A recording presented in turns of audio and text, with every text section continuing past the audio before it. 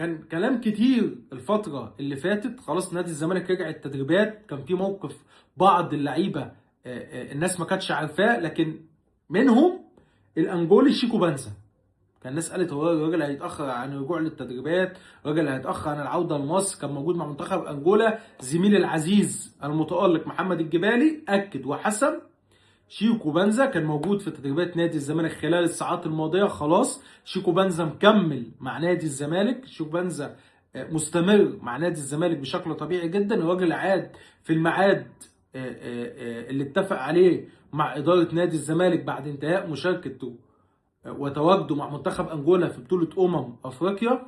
مكمل بشكل طبيعي مع نادي الزمالك، وخاض التدريبات مع الفريق بشكل طبيعي استعدادا للمباريات القادمه وماتش انبي في بطوله الدوري.